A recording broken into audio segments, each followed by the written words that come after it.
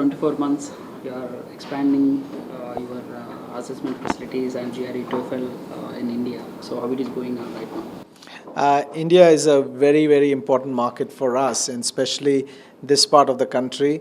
Hyderabad continues to be the biggest source of students both for TOEFL as well as for GRE. We are also seeing a lot of growth happening from other smaller cities like Guntur, like Vijayawada, in Vizag. So we are very bullish and we hope to continue to see the strong interest that has always been there for students looking to seek higher education, especially in the US. So you are focusing more on Telugu states. So you have the huge penetration in Punjab. So you have used, tie-up your you made MOUs with the Punjab universities and lots of universities. Now you are focusing on Telugu states. What is the reason behind it? No, look, our role is to make sure that we are ensuring that every student who has a dream to study abroad, they're getting the right support. Obviously, students from the Telugu states here, AP Telangana, have for a long period of time chosen the US as a preferred study abroad destination, and we want to make sure that through the ecosystem, we are providing that infrastructure that allows students to make the right decision. So we have close to around 400 partners, which we are study abroad agents that we have appointed in the market, and their role is to make sure that they are providing students and their parents with the right information in terms of which universities to choose, which courses to choose, what scholarships are available. At the same time, we also have test centers in almost all major cities across the two states here. And at the same time, we are making sure that the students also have the right infrastructure from ETS in terms of test prep materials so that they feel adequately prepared whether they are taking the GRE or the TOEFL. And so, we want to make sure that we are supporting the students in whichever way we can. So how you do the assessment for, you have tied up with the AP government and you are making skill development for the government school students. How this going on? How you are making technologically viable for the government students?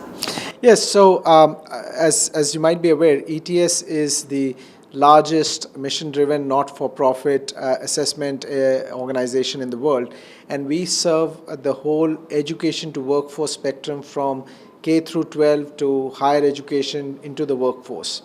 And so for each stage of a student's life cycle, whether they are in the school, whether they are in higher education, whether they are in the workforce, we have developed certain assessments that are reflective and that can measure accurately the skills that are required at that stage. So recently we have tied up with the AP government, as you are aware, on our TOEFL Young Student Series, which we call the YSS, that helps measure the assessment or the proficiency level of students in English at the primary and junior level, because any kind of skill that you think about needs to start from an early age. When you think about even a sports skill, we have our cricket team that is doing very well in the World Cup, and we hope that we win the World Cup this time. But many of these cricketers started when they were very young, 5 years old, 6 years old. And so it takes time. If you want to become an expert in something, you want to become proficient, you need to start early. And that's where we are supporting the AP government in their desire to make sure that even if you are attending a government school, that these students are getting the opportunity to not just develop that skill, but through an assessment like ETS, demonstrate to the outside world that actually they have that skill. So what you observed, it's on a short time for you also for interacting with the students there in government school. What you observed in their English skills capabilities? No, so look, we are still at the early stages, but what we have seen very briefly is there's a strong desire. No matter where you go around the world, there's always a very strong desire of people to showcase their skills, learn new things. I think one of the things that we have noticed in the brief interaction that the team tells me is that there's a lot of curiosity, there's a lot of desire to learn new things, and English is just one of those many things, and especially at a young age, that students are looking to learn. So we are very optimistic in terms of the progress and very supportive of the government's desire to make sure that students across the state are getting that ability to showcase that skill. Like AP, you have any negotiations with other governments like Telangana and other governments? The short answer is yes. We won't get into the details here, but across the country, we are having many discussions right now in parallel, and also in other countries as well. Look, one of the things around the world is governments in this new age with the advent of technology, social media, people are also holding their government representatives to a higher standard. And government representatives also want to do much more for the people that they are responsible for. And so across the board, we are seeing a lot of interest, not just on the TOEFL YSS, but across the board, how as ETS we can help them elevate the skill level of the citizens that they are representing. And that's where we have a lot of expertise, and we'd like to partner with like-minded governments as well as businesses and organizations to make sure that they are helping develop that skill. So how many, right now you are established a global capability center, and how many centers like that you are expecting in India? Over time, we hope to establish many more, but the good news is that in Hyderabad is the first one. We are very proud of that, and we just launched it last month, and we expect that in the next 12 months, we'll have close to around 200 colleagues that will be there across all different functions. And one of the things that we feel very proud that hopefully in a small but very, very meaningful way, we are contributing to the capability development of the country.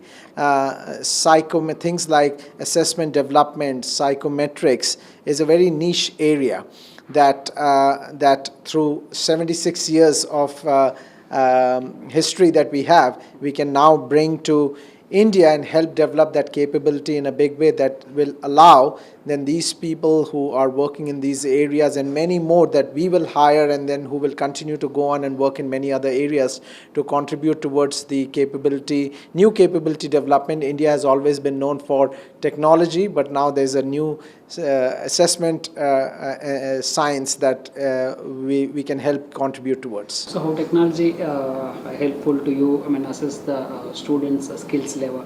So what kind of technology are you using in this years? We deploy several different technologies. One of the things more recently has been the increased usage of AI. So, AI we have been using for several decades in some form or fashion. Historically, AI was used for automated scoring. When there's a multiple choice question, you deploy an AI that can, very quickly tell you which answers are right or wrong. But then we are now deploying AI to generate these questions. But that is always driven by the research that we have done that helps us build that model that says that, okay, if we want to measure somebody's skills related to quantitative ability as an example, our research team has looked at what is that model needs to go and generate so that it actually measures. When we say somebody's quantitative skills, it's actually measuring that. And so we are starting to use AI in a big way, both for item generation as it's called, but also for thinking about how do we help students prepare better. So one example is as an example, if you think about whether you're preparing for the TOEFL or the GRE, we want students to feel that they are well prepared. And so when you take one of our diagnostic or mock tests, it will give you feedback as to which area you may be lacking, as an example, so that you are focusing your time developing and practicing that area and not necessarily, spending time on everything. Sir, right now, how much you invested so far? Are you able to tell the numbers, how much you invested so far in India and how much you want to be expand? Now, look, obviously I won't get into the specific numbers, but needless to say, today, between in two years back, we started our legal entity in India. Now we have close to over 50 colleagues that are working there. We recently announced the acquisition of VBox, which we have, close to over 100 colleagues there. So just in the matter of the last 2 years, we have already grown to 150 now, and then in the next 12 months, And in the next 12 months, as I mentioned, with our Global Capability Center, we plan to expand another 200 colleagues. So if you fast forward another 2 years, we'll be close to 500 people is my estimate, and that you can do the back calculation and say that requires a lot of investment that we are doing, not just in terms of people, but also the infrastructure and other things that goes behind it. So right now you are present in main cities. You have any plans to penetrate in the rural areas also, like town or tier 2 cities also? And most of the people are interested to study there, study in abroad, so like US or. Yes, no, look, our desire is we should be able to help a student no matter where they are, whether they are in a big city or they are in a smaller rural town. We want to help everybody. Of course, sometimes it becomes difficult for us to do it personally, and that's why, as I mentioned, we have around 400 agent partners across the two Telugu states of Andhra and Telangana, and they are present in many of these smaller towns as well, and we have equipped them and their teams with any information related to the GRE or TOEFL, train their teams on how to coach students in terms of preparing for these assessments, and we feel that through these agents that we called market ambassadors for us, a student in even a small town or a remote part of the country should be able to access the right information that helps him or her prepare for any of these assessments and realize their study abroad dreams. So how much growth you are anticipating, sir? In the last 24 months, how much growth you have been achieved so far, and how much growth you are anticipating for the next couple of years? Or Look, the count is going to be 200, from 50 to 200. Yes. Almost tripled. Yes. Now, look, we are very satisfied with the progress that we have made. We continue to have a desire to do much more. And that means that we are continuing to make sure that our assessments, we are keeping up with the times. We recently shortened both our assessments, the GRE and TOEFL, and that should help the students as they are preparing for it. There is always a bit of anxiety around test taking. That should bring it down. We are putting out new test prep materials that should help students feel better prepared. We recently got approval also for in Canada. There is a process called the SDS, which stands for Student Direct Stream, that the government of Canada has allowed for students from 14 countries, India being one of them, to have an expedited approval process. So while in this part of the country the US is a preferred destination, many students obviously are looking at other countries as well for a variety of reasons, and we want to make sure that we are supporting them in their journey as well. So with all of these things in play, we expect hopefully to continue to grow and serve the students very well in this market. So what about this shorter GRE, sir? So you reduce the time of testing from Yes. 2 hours, from 4 hours to 2 hours. Yes. What technology involvement is there to reduce the time of for that test? So as you think about any time we make a decision to shorten the test, we still want to make sure that we are retaining the validity and reliability. What that essentially means is the GRE is measuring your verbal ability, your quantitative ability as an example, and can it continue to do that even on a shorter test?